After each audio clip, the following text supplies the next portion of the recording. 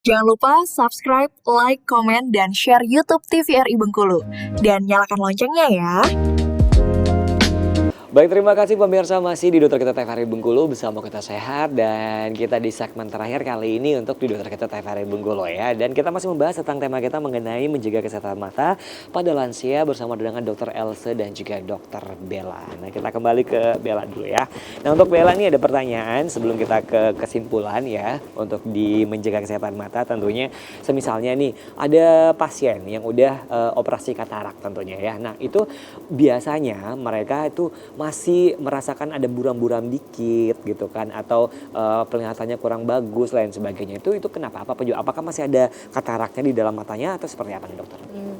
Biasanya kalau misalnya udah dioperasi ya, itu kan tetap harus dievaluasi juga ya. Jadi kalau misalnya masa ada evaluasi, nanti dilihat apakah memang lensanya itu masih kabur atau tidak. Misalnya istilahnya itu masih ada sisa-sisa dari katarak sebelumnya atau tidak gitu ya.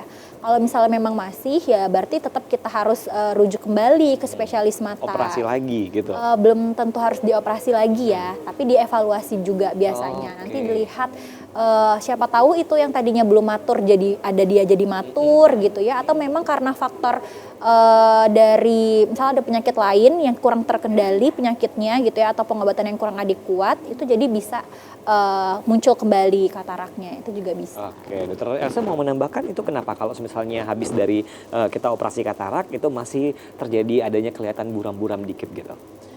Tergantung ya, kalau saya bilangnya tergantung. Jadi berapa hari dulu nih, karena kalau emang habis operasi, kan dia kan operasi katarak ini kan bukan dibilang operasi yang besar, bukan yang besar juga. Karena dia cuman memakan waktu 15-20 menit, terus pasiennya dibolehkan pulang malah seperti itu ya.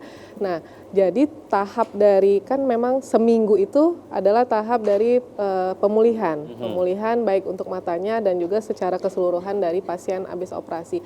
Kalau dianya itu masih seminggu, saya pasti bilangnya sama pasien, Ibu ini kan masih tahap dari pemulihannya, dari pemulihan dari operasinya, karena kan walaupun dia bukan operasi yang besar, tapi tetap saja ada yang namanya penusukan di sekitar matanya, itu pembersihan dari lensanya, penanaman lensa yang baru kemudian, dan itu kan perlu adaptasi dan perlu pemulihan.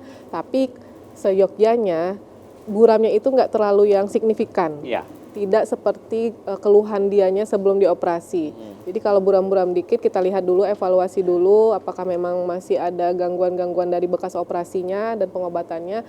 Tetapi seyogyanya pasien katarak itu yang awalnya yang buram, setelah dioperasi pulang dari kamar operasi atau keluar dari kamar operasi, dia sudah bisa melihat. Dalam artian mungkin belum 100% ya, mungkin masih 60-70%, dan itu hal yang wajar. Tetapi kalau emang sudah seminggu dan tidak ada keluhan yang menyut-menyut lagi, nyeri lagi, tetapi masih kabur juga, berarti itu ada yang lain seperti dokter Bella sampaikan. Oke, harus dikonsultasikan lagi ya dokter ya. Nah, untuk penyakit katarak juga ini, apakah bisa membuat buta permanen, dokter? Bisa, jawabannya bisa. Oke. Makanya kalau katarak itu jangan terlambat untuk dilakukan tindakan sih. Kalau saya pernah ngobrol dengan spesialis mata ya. Karena apa? Karena lensa yang keruh ibaratnya kalau kita membersihkan kaca, kalau memang kotorannya sedikit akan lebih ringan operasinya, penyembuhannya akan memakan waktu yang lebih cepat. Tetapi kalau kaburnya udah banyak, operasi yang dilakukan akan lebih effort lagi, lebih besar lagi.